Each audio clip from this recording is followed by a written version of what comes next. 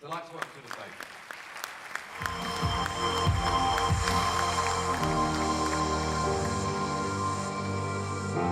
Good morning. Good morning. What an absolute pleasure to be here. I love to talk about the future, but I want to share this slide first. This is what got me into my life. This is Blade Runner. This came out in 1982 when I was 13 years old, and this blew my mind. The reason I became an engineer, the reason I became a technologist is very clearly this movie. What is interesting is this movie came out in 1982, but it was actually set in 2019. So my entire life, I have been looking forward to this moment and understand my incredible disappointment that none of this has materialized. We don't have flying cars, we're not hunting down replicants, the buildings don't look like that, so in front of you stands an incredibly disappointed 50-year-old man. The reality in 2019 is this: I have two children at home, 20 and 16, and in our house, the quality of me as a father is completely correlated to the quality of the Wi-Fi signal in our house. If the Wi-Fi is good, I'm okay. And if there's a tiny hiccup, which gives a millisecond interruption in their YouTube stream, they question the fact if I even have a degree in computer science. That is 2019. We live in a world where digital has become normal, where we're constantly connected, where disruption becomes a normal word. And I believe we're bracing ourselves because we're still in the very early stages. We are truly at crossroads. We're at a crossroads now where technology is changing economy in major ways, and we've talked about that in the last couple of years. It's now a crossroads where we see that it hits many different sectors. And I take retail as an example. Retail is transformed in front of our very eyes. But that is just the beginning. We're at a crossroads now where, for example, politics and technology are colliding.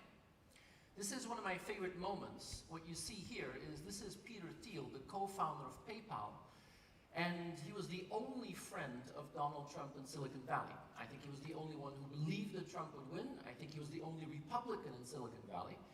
But what happened is the moment that Trump was elected, he called a meeting of the gods of Silicon Valley, and he asked Peter Thiel, his friend, to do that. Now, we know that Thiel is also the founder of Palantir, one of the scariest AI companies in the world.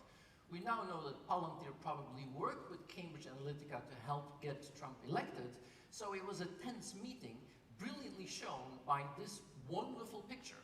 And if you see the way that the CEO of Apple, Mr. Tim Apple, stares into the lens, you can see that this was a very awkward meeting.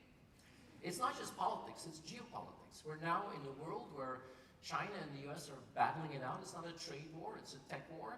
The new technology giants out of China are much more impressive than anything I've ever seen from the West. And it's now a fascinating journey which is shaping the world. And that is just the warm-up act. We're now in an environment where, for example, biology is being disrupted. These two babies were born end of last year. They were genetically modified with CRISPR-Cas9, a technology that's only 7 years old. And these two babies were born, and when they were put onto the earth, they were HIV resistant because of genetic engineering. That is wow, but really scary. And I think we're now entering a world where technology is changing society, where true disruptions is not about cats on Instagram, but when we talk about healthcare and food and agriculture. And I believe we are privileged bastards to be part of that. And many people in my profession are quite dystopian. I'm a perennial optimist, but it's up to you to figure out what the future is going to be. Many people say, my God, this is scary. Will we cope? And if you look at human history, I mean, we are extremely good at change. If you look at the entire human history and you would call that a day, then the last 300 years is just the last 2 minutes of that human day. And in the last 2 minutes, we've seen amazing changes. 300 years ago, we had the social revolution, which the French still call the French Revolution, but yeah, they're French. But the outcome was spectacular because it changed the way we thought about nations. I mean, the direct outcome of this wonderful thing that happened 300 years ago is basically the state, the way we run countries. 150 years ago, we had the Industrial Revolution with a huge impact on work. This is one of my favorite slides. What you see here is the amount of people that work in agriculture in light blue in the beginning and in the end of the Industrial Revolution. Countries like Belgium, the Netherlands, Germany, France, Spain, we went from 85% farmers to less than 5% in 100 years. But what was the direct outcome of the Industrial Revolution? It was basically the firm. The way we run companies is still something that comes from 150 years ago. And we're now in the beginning of something really new. I don't think this is a 4.0 thing.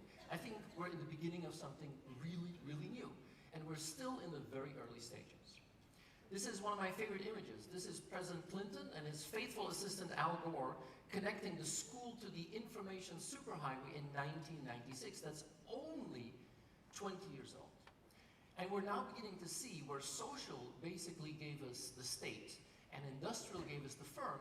We're now seeing that this new gives us empowerment. Consumers are